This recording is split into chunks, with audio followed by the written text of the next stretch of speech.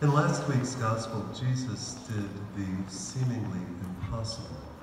With just a couple of fish and 5 loaves, he somehow fed thousands, somehow satisfied an enormous crowd of people who were hungry and who weren't sure where they would find their next meal.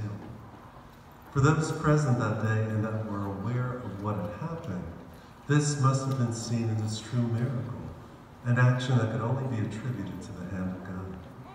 And they wanted more. They wanted more signs. They wanted more healings. They wanted more inspired words from the mouth of Jesus.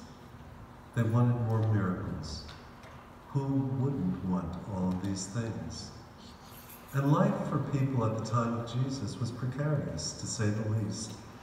Most people didn't even know from day to day whether or not they would be able to provide for themselves, yet alone for their families. They didn't even know if they would be able to survive another day, another week, another month. Securing enough food and shelter and clothing, none of that was a sure thing. And remaining safe through all of this was not a sure thing either. Life was short, it was brutal, and it was dangerous. And so for Jesus to demonstrate his power in this way must have been a complete game changer. Here was a guy who could somehow feed thousands. What else might he do? And they followed him to see. So then Jesus goes on and he says, "Do not work for food that perishes." Now Jesus was taking things to a whole new level. And I wonder what they thought when Jesus said those words to them. Because for many, if not all of them, working for their own continued existence and that of their families was probably all they worked for. They only worked to survive, toiling from sunrise to sunset, 6 days a week, and they only rested from one because that's when God told them that they had to do. Do not work for food that perishes. What could Jesus mean? And then he told them, "It is my Father that gives you true bread from heaven." And then the words that must have shocked them, "I am the bread of life.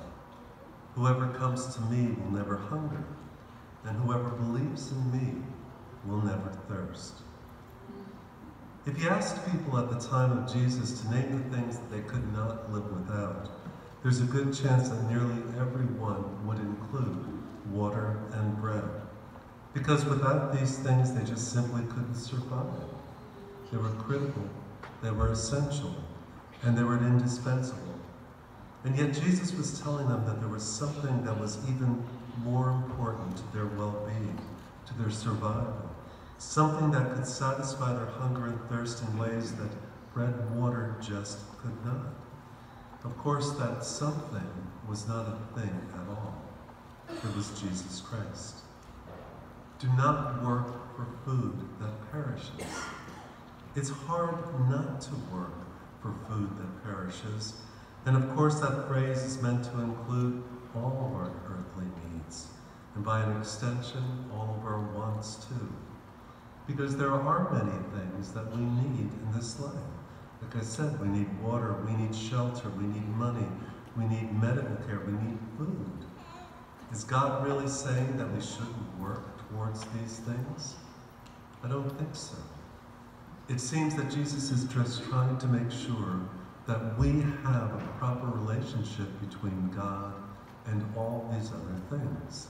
That we don't relentlessly pursue things of this world at the expense of our relationship with God. In other words, the way we pursue the needs, the choices that we make, the attitudes we possess while doing so, all of these things matter. Because it's kind of a spiritual trap to try to use any means possible, to go to any length to try to meet our earthly needs. Because when we do that, we're essentially saying to God and to the world that our hope ultimately lies within the fruits of what we are doing with our own efforts, I will be able to make things happen on my own. And God knows that these things, these ways, simply don't last. They are not eternal. We, however, somehow seem to forget that at times. And because we do, our hunger persists. I often try to think of this in ways of the way we view God and ways we view our relationship with Him. If God is telling us that everything that we need comes from Him, what is it that God is that we need to be able to attain from Him? And its very essence and in very simplistic ways, even though we'll never be able to understand completely who God is, we know from our understanding that essentially God is love. God is love, and He explains that in the relationship He has with the Trinity and the relationship that He shares with us. So God is feeding us. Where do we get this food? Only from God, when we understand that all the love that we possess is a gift from God, just as is our faith. And so when God provides us with this, we in turn are fed. But we in turn need to feed others, and that's where the satisfaction comes from. It's not from always trying to take what we can grasp, but to recognize that out of love, God has given us these things, and out of love, we need to share them. So when we think about this in that kind of perspective, what are the things in life that has our attention and motivation and focus? What are these perishable foods that we're constantly pursuing?